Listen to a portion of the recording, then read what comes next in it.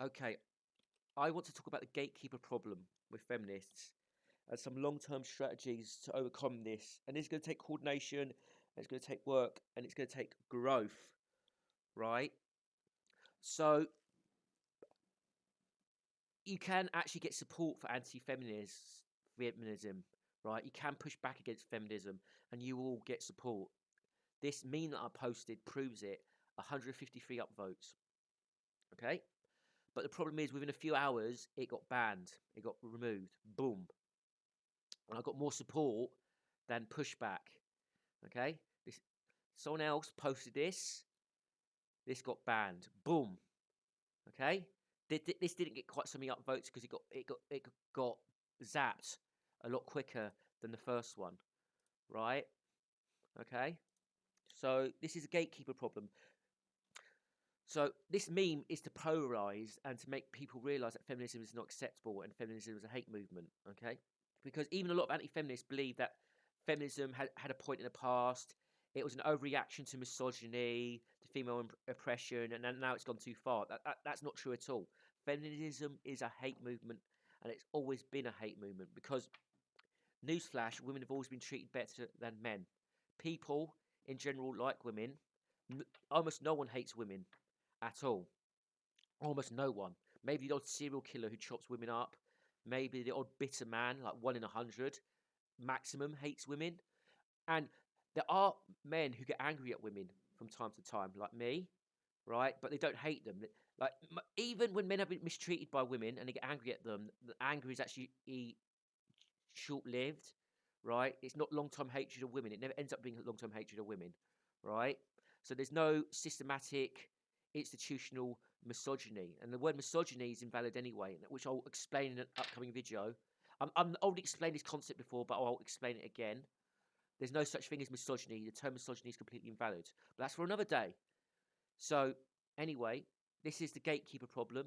We've been gate-kept against. Okay, so look, this is the meme here.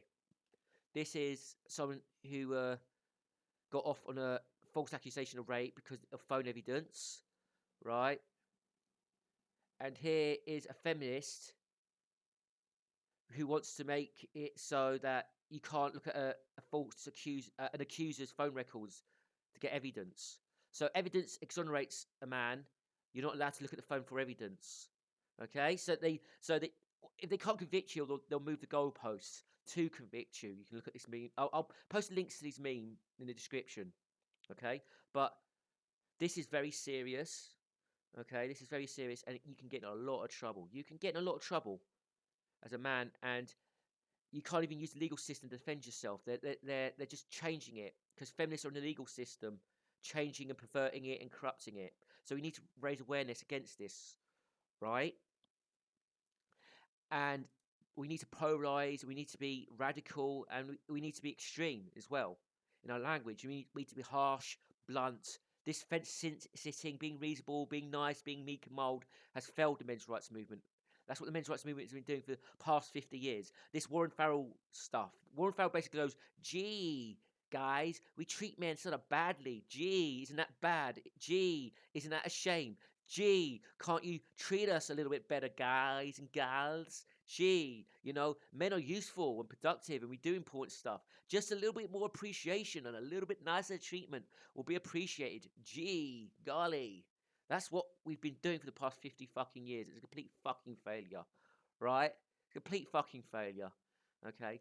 Feminism is a hate movement that perverts the legal system completely. And we got feminist gatekeepers in the system. Now, let's look at this.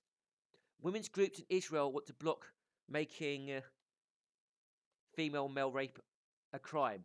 I was using Google to try and find a story that I found in the past, okay? And it didn't find it. This is what I was looking for. I had to use DuckDuckGo. DuckDuckGo's feminist bias as well, but not as bad as Google. Women's groups counsel laws charging women with rape. You see?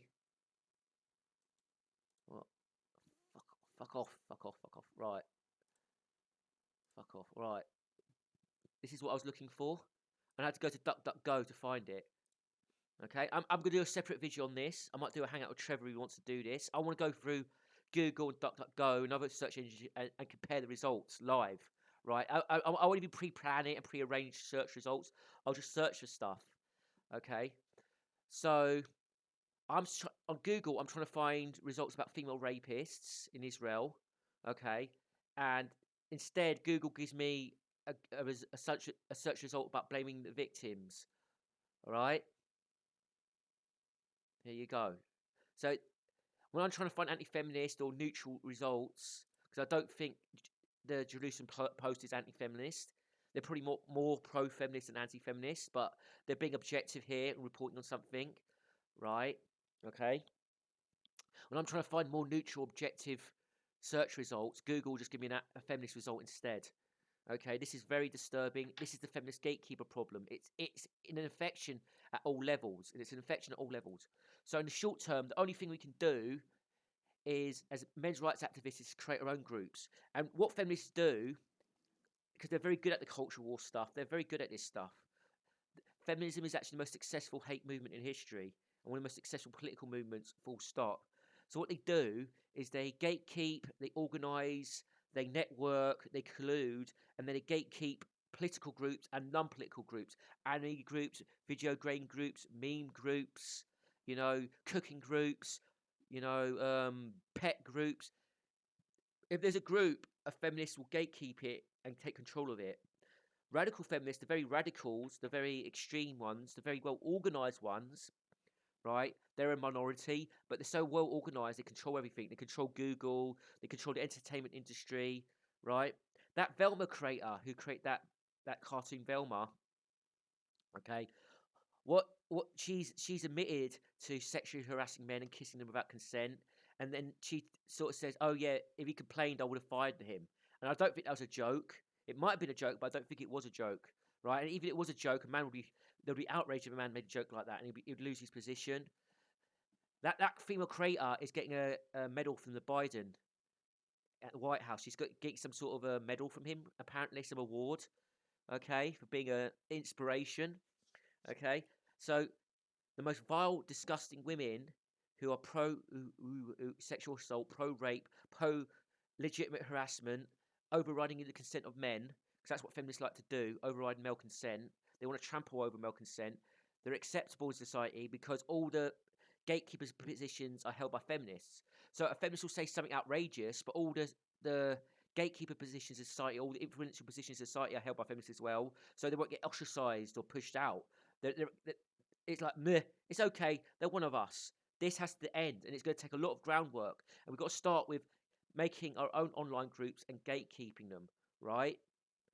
And if you don't do this, feminists will take over your groups, trample over what you like, and they'll censor you and ban you. This is why you've got to ban feminists before they ban you. This is a long-term process. Over and out.